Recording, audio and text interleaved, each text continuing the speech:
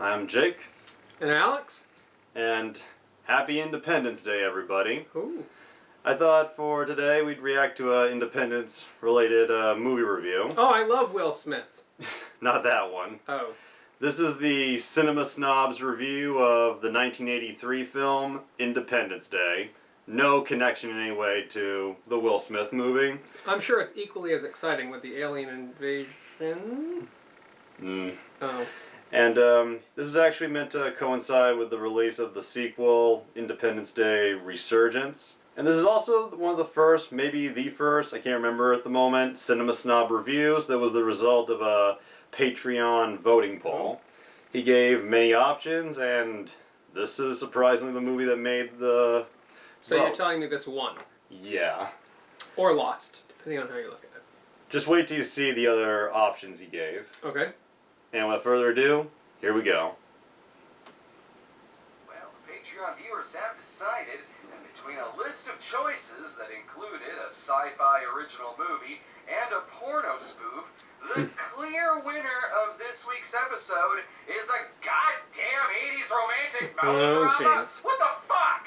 That's like doing a viewer's choice on bad Chicago movies and having Blues Brothers 2000 and Poltergeist 3 beaten out by Windy City. Which he later reviewed per voting request. You should give up this Patreon concept, I guess. Well, it gets something over $2,000 a month. Yeah. Or maybe I just hoped it would, since that would take far less time and get far more hits. But ID83 was ahead by so much that I ended up calling it 12 hours before voting ended, which made the Disaster Bros very unhappy. So basically, Patreon subscribers paid their hard-earned money to be bored. The common theme in the thread seemed to be that people thought ID83 was gonna be along the lines of moment by moment or endless love. Yeah. Have we gotten so cynical that the suggestion of any romance means it's gonna be an unholy disaster of moment by moment proportions? You could've just asked me. The answer is no! Or you could've just watched the trailer. Follow your dreams into Independence Day. Growing up in a small town This looks is great. no problem. Then why am I watching a movie about it? Kathleen Quinlan stars as Mary Ann Taylor, a small-town waitress with big dreams of becoming a photographer. Then she meets the rugged Jack Parker. Weird how the movie is about a photographer, but the first 30 seconds are a black screen, so that they leave the lens cap on. Okay. Blatant product placement for Nikon camera. And she's Still lucky alive and she's well, not a even in the gross 80s. neck beard, or doing something like this would get her arrested immediately. This angle here, it feels like she's 8 feet tall. The opening isn't nearly as jolly as the opening of Cover Up.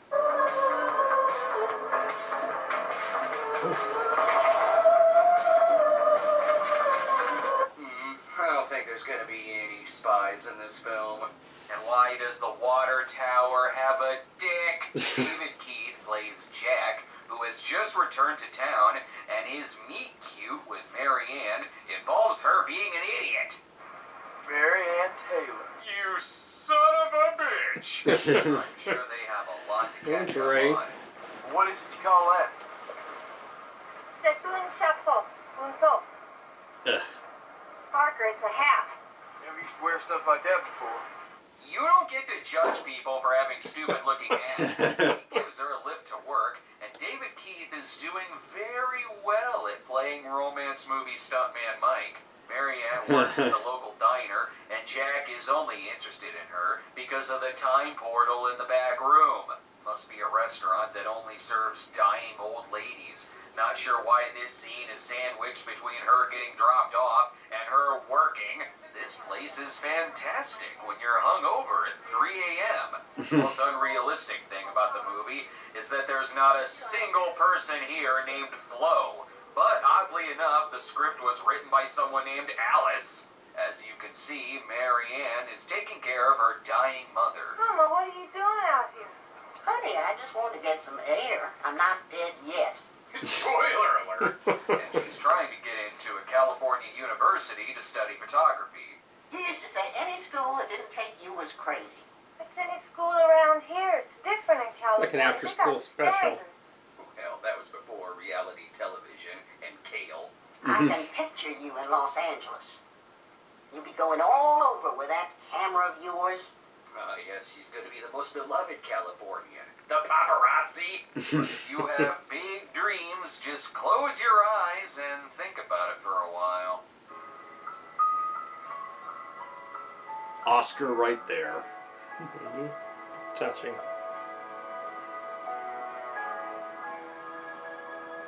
And she dies right there. At some point, they started thinking about Burt Reynolds' naked photo shoot. Jack returns to visit his family, which includes his sister Nancy, played by Diane Wiest, and his Two-time father, Oscar winner. who doesn't much get along with Jack. Les, honey, His dinner's dad. ready. Okay, look, I gotta go. Nice. You're a loser. Dad doesn't need How do you much really feel? setup or even any context to call his son a loser. Dad much prefers his son-in-law Les, played by Cliff DeYoung, but only because he hasn't seen him bitching in the kitchen or crying in the bedroom all night. Les is abusive to his wife, not that Dad is much better. Yeah! Grandpa of the year. Dad, please stop it. Don't you tell your father what you do. Please. Fly like a tree! Fly like a tree! Yeah! He loves it! Okay, slow down, Oliver Reed from Burnt Offerings. Only way this could be more awkward is if Dad admitted to taking pictures of kids. At playgrounds, yep. More pleasant. After she cut up his body, she stuffed him into jars. Mason jars. What? Well, now it seems more like something I'd review. Damn, Kathleen is chain smoking in this film. She gives Jack his headshots for his Biff Tannen audition. Nice. And Great. then asks him out. Well composed. You better pick me up at my house tonight, Jack Parker. You may never get another chance like this again. That's just plain not true. He works with the sexy Richard Farnsworth. Somehow I think their date is going to include a dish of something deep fried. Well, what are you doing out there, Jack Parker? I don't have time to wait for any man. I don't care who he is. This night's gonna end with a ball gag and a cattle prod. No. Marianne may have invented the concept of the man bun, but she did not perfect it. Random thought, you know what this movie needs? Wings Hauser, or Sandra Locke, or Deborah Or Winger. Rutger Hauer. Something about all of that makes sense. So, what's this date gonna be like? There's a lot going on in the background. Slow down. You're giving the chemistry between Carmen and Terry Copley from Riot a run for its money. And that's including when they do talk. You know, some people might say that a girl who comes here alone is cheap, but honestly, I think anybody who says that ought to be shot straight through the heart. Not every first date in the South has a conversation about concealed carry. That's a second date topic. Uh-oh, is that Les cheating on his wife? Dun, dun, It dun. could be his twin, Farley Flavors. Honest mistake. So Jack takes Marianne to the point. It's less sex and more watching car races. So this is what you like to do. Yeah, he masturbates when they wreck. Southern Crash doesn't feel as sleazy. What's this? He's getting in on the racing action now? I said he, not she. No, I meant you could watch him over there.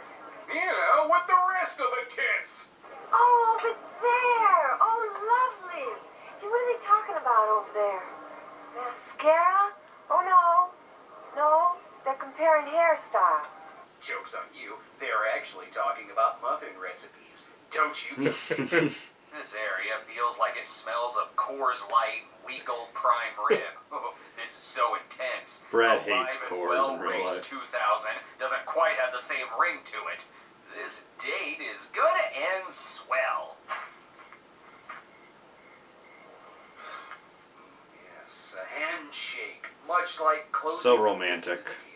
Neither situation is gonna end in sex. So Jack tries again. Might as well. She still thinks he's Kurt Russell. She shows him her portfolio, and he gets way Hair's not more long enough. interested when it gets to the pictures from the Cordo Maltese. I, for one, am too distracted by the awkward cuts they're inserting, Oh. as opposed to using pan That's and scan. great editing. Not that it matters. I am still gonna scold this movie for not being in widescreen. The two sneak into Travis Bickle's apartment, the perfect place for more awkward conversation. Look here, who you been with before? From now on, you're gonna be with me. Okay. That may seem creepy, but when you compare him to Clay Walsh, he'll at least be in the same room with her. He won't make her practice cutting up baby food on their first date, and he's probably That is what that respectful character to did in strippers. his movie. Plus, he actually kisses her and does what he wanted to do at the end of Officer and a Gentleman. Cue the love montage. He must be in love with his car, since it's showing that more than it is Mary Ann. And what are you looking at? Because it's not the camera. Unfortunately, the school she's applying to is only accepting 25 out of 700 candidates. This movie is just like Flashdance, only replace Laura Branigan with more spousal abuse. Dad, what a nice surprise. Nancy, Honey. why do you keep opening the goddamn door? Because someone knocked, you jackass! Jack wants to borrow money from Les because of the big race coming up. Everybody I know wants to borrow money from me. What gave everybody this idea that I had all this dough? That's a fair question, considering Les looks like a dipstick. Although he just happens to have that kind of cash on him, like an asshole. You just love to be here all alone with He me. doesn't out of believe in town, don't you? banks. No. No. Yeah, you bring some stranger back here the first night I'm gone. She's gonna light you on fire, especially when he starts throwing matches at her. Hey, what are you doing? No, this is just a little game we play. She likes it. Oh, yeah? Well, I don't like it. How am I supposed to react to this? This is more awkward than Lloyd watching his old racist cartoons. They aristocats. Mm-hmm.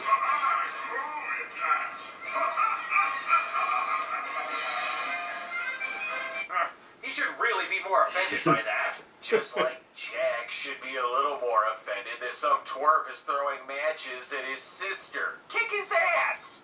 This display is really ruining Jack's day of watching Mary Ann sleep. If any women get beat up, He's asking whether spousal abuse exists. it can't be. No woman's gonna put up with getting beat. She wouldn't stay with a man like that. She'd just get up and walk out the door. You sound like you'd have a very winning Twitter account. It's very pro-Cosby and anti-progress. Hmm? God damn, I want Nancy's story to turn into a revenge film.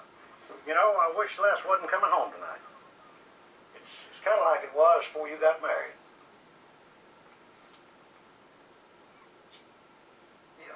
Next, is Jack gonna ask whether incest is a thing? This would have been the commercial break. Yeah. I have a feeling we're soon gonna find out why Helen Buckman is Sam's husband in Parenthood. I guess I could have asked her nephew, but he tried to fucking kill me. David Keith is instantly woken up by a phone call telling him that he lost another role to Keith David. Actually, it's that his sister tried committing suicide. Could it have to do with her abusive husband? Stop it! God, let's go on him. If you hurt her, I'll break your fucking neck. Don't just come right out and tell him that. Get on his good side and then strangle him the Corleone way. Nancy is staying in the mental ward, and it gets really weird when the other patients keep watching slasher films and insist that they're true stories. What a time to be alive. I'm pregnant. Oh boy. Hmm? Well, that's great. Isn't it? Yeah, it's great. That's why she tried killing herself. I Yeah. joke, but this is actually really depressing. I don't want to go home. Hmm? I don't want to go home. I don't want to And the go fans home. picked this? Yeah. Good choice, Internet. Oh. And as Jack leaves, now they have the opportunity to dream about naked Burt Reynolds as the camera backs away. It's 53 There it minutes is. in, and now I know why why it's called Independence Day, though I've never seen someone combine their love for the 4th of July with their diaper fetish. Come on, didn't you always It's a curious want brush celebration. scratches on your heels? And take off that stupid hat, John Deere. Coke. Independence Day is also Acid Day in the South. It's also the day in which couples pose for movie box covers. Better than the poster, which makes it look like it's taking place in Jesus times. Oh, good. A double date with danger. Maybe Les will be nicer to his wife. Don't you look great? Great. I do not. You do, I'm telling you. Ever since you got back from the Well, hospital. that got resolved fast. Yeah, you look just like that lady from Bullets Over Broadway. I see Jack and Les's first date also ends in a handshake. It's not Les that makes things uncomfortable. I mean, are you gonna make it legal and get married or what? Yeah. No. Well, Rejected. Someone should liven the mood by shooting another person. Or acting like you're gonna snap at a moment's notice. I thought you'd be sort of crazy. Really? Yeah. But you're not. Damn. One bit. you're not crazy. Yes, I am. You just can't see it. I hide it. Well, you're not hiding it very well. That's a face that says Les is gonna end up a eunuch by the end of the movie. Bob Marianne it. claims she stopped thinking about L.A., and so is the movie. The Nancy subplot takes way more precedence over the main plot. Maybe now she'll It is get a little back more compelling. into a photography. Yeah. Never mind. Mom's collapsed. Don't worry, she's fine. Ah, the good old days. Back when there was more smoking in hospitals than insured patients. This may be sad, but look, Kathleen Quinlan in a bra. That'll put a smile on your face. You take that hard-boiled attitude and you turn it sunny side up, little missy. But there is good news. She got into the university, and she's even gotten a scholarship. Says the man in charge who claims that she has the best photographs he's ever seen. Okay. First of all, excuse me. Glamour shot. Maybe he saw the one with the kid. Yeah? It's real nice of you, but I'm not going. But bad news is, she's an idiot. Only one thing will change her mind, the sight of David Keith's ass. She's afraid to leave town because she had a premonition of what happens to her in the movie Breakdown. But she decides to accept the scholarship. Step 1, dress more like Nastasia Kinski from the movie Exposed. She looks like someone who uses the words gauche and apropos, even though she doesn't know what either means. Smoking in the hospital? Drinking while pregnant? Yeah. How did I survive this decade? Oh, great. Brad Major shithead is home. I don't see any dinner here. Oh, sorry. Sorry. Oh, I'm sorry. I know you're waiting for another shock treatment reference, but the movie already did that for me earlier. Do you have shock therapy?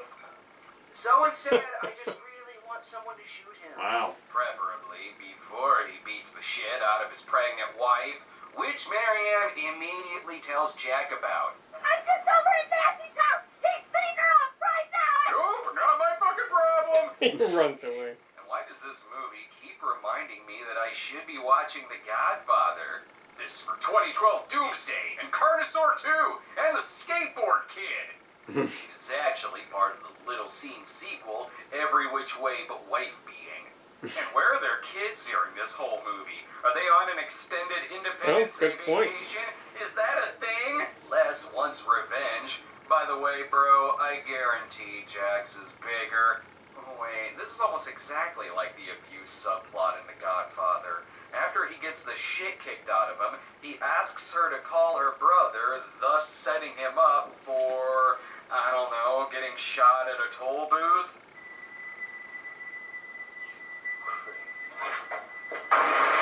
Go! Left the gas on. Well, never mind. It's like The Godfather of Talia Shire blew up both her and her husband. Now how is he supposed to take over the entire human race? Cliff Young was in shock treatment. I'm pretty sure no one is attending Les's funeral. Sorry about Nancy. It took you till the funeral to say that? You were there when he found out! And what does Jack and Nancy's dad think of all of this? He seemed to be the only one who liked Les. Also, it's a little insensitive of you to be smoking at this funeral. Marianne wants Jack to go to L.A. with her, for good reason. This place sucks. And by the time my mama dies, I'm gonna be sitting in Los Angeles. I'll be sitting in the sun. Sounds like she wants her mom to die. With me. I don't know. Who doesn't at a If you certain want to stay point? close to the sun, you should probably stay on Mercury. So Jack decides to go to L.A. or not. I'm not going to Los Angeles. I'm staying here. I don't care either way. Probably because it's not very likable. Well, maybe you led me on. Poor man's I thought Patrick you were gonna Swayze. stay. You made it sound so damn hard to get to that. I can see that. Look, honey, all I'm saying is I had absolutely no faith in you succeeding. This is the type of movie to feature someone storming out of the room. Go. You're so hot to go to Los Angeles. Right there's the goddamn door. Go.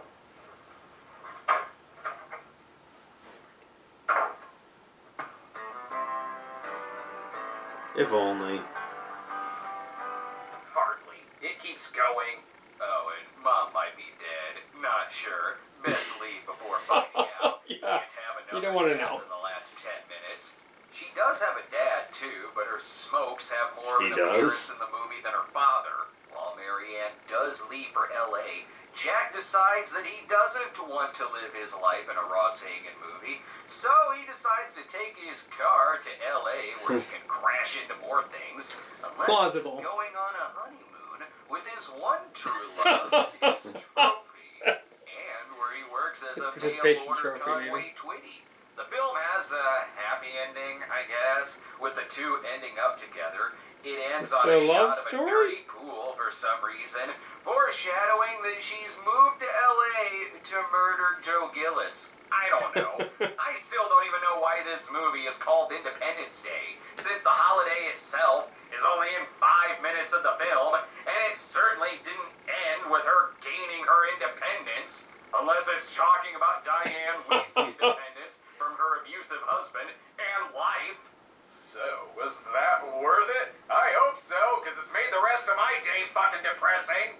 Independence Day seems like the type of romance film that was made off the heels of Urban Cowboy or An Officer and a Gentleman, only with Yeah, a slightly little more officer and gentlemanish. No, not SAG mayo, just mayo in general. The fact that this movie has never received any kind of DVD release shows that even the movie studio has forgotten about its existence. Oh, never mind, it's on the Warner Archive collection. Whatever, it may be in widescreen, but I highly doubt Cheaply it has a made commentary collection. by Les's Matches. If I want to see a movie about big city dreams And and its sequel, domestic Memorial violence, Day. I'll stick with Lloyd, can you turn that down? I'm trying to make a stupid movie comparison here.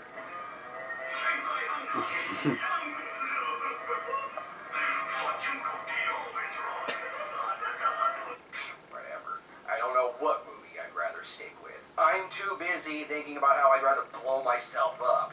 The Independence Day porno spoof may not have been the one chosen, but I sure as hell feel like I just got fucked. Giant. Shit. Random. It's funny. Richard Farnsworth was an actor who really didn't like swearing. Mm-hmm. And he once said he was proud that he had never sworn in movies. And that clip played, I'm like, his memory must have been going at the end. Yeah. It seems a little gratuitous as well, but But yeah, that's the Cinema Snob's review of Independence Day, 1983. Did you enjoy it? watching that clip, I mean, you got to think the people that first made movies back at the turn of the century, this is probably what they had in mind, right? When they invented this. Oh, jeez, it was terrible. But was the review funny? The review was good. He did the best he could with the piece of garbage that he was given to work with by the fans. He's a little out of his element here. Yes. But he had some stuff to make fun of because does not look at all like a competently made film. No, the acting's poor, the pacing's poor, the editing is poor. The tone seems a little inconsistent. I mean, the biggest thing he did pick out there was that the subplot overtook the main plot. Yeah. And you cared more about those characters and their outcome than you did of the entire rest of the story. And Diane Wiest, she is a great actress, so I guess it makes sense that she gets the more interesting part of the film. That was probably the most original, most surprising moment of the entire film was when the entire place explodes. Yeah, and he's made good use of that explosion in later reviews. Oh, really? Just saying, like, if he reviews something with a similar abuse plot, he'll be like, "Be careful," or just cuts to it at random. Yeah. And it looks like almost like a Lifetime movie. Yeah, I thought after school special, but probably a little too dark for an after school special. Yeah. And so most of these actors went on to do other stuff. Kathleen Quinlan, as Brad said, in Breakdown, and she had a very good role in Oliver Stone's The Doors. Mm-hmm. David Keith, he's a hit or miss actor. Sometimes he's good, sometimes he's unintentionally funny. Mm-hmm. But he can do some. He's been in a bunch of memorable stuff, like the Firestarter movie with Drew Barrymore. Even though it's not a good film, he played Daredevil's dad in the Ben Affleck Daredevil movie. Oh. I really my mind keeps going back to the scene for which this movie is named, Independence Day. There was a lot going on in that scene. Were they having a race with wheeled beds? Yeah. And so diapers. Yeah. On the bed, and they're like race, and I'm intrigued. I do want to know more, so I may have to go look at that scene again. But I believe the whole movie in very poor quality, but the whole movie is on YouTube because clearly the original owners don't give a shit anymore. Yeah. I don't think they're going to be making any money off of this. That part where he talks about the nephew from Parenthood trying to kill him, and we see that picture of the really big guy. That's from the Cinema Snob movie, and that the villain in that film is the same actor who played one of the kids in the Steve Martin film Parenthood. Oh? Yeah, he found work later with Brad. Oh? Not a lot of great parenting going on in this movie. Yeah. They're one of those sub-themes. Yeah, that part where the granddad's throwing the kid, I'm like, yikes. Drinking while pregnant. Probably don't want to do that. The very fact that there were children whose pictures are on the wall and you never see them. I mean, supposedly this is taking place weeks at a time, and it is the these summer. Children are nowhere to be seen. Maybe they are visiting a relative, or maybe they're at camp. They're in a better place. Just this may be random, but the part where we see the sister in the hospital, and Brad jokes about patients asking if slasher movies are real. That's a in-joke that you really have to have been a long watcher of Brad to understand.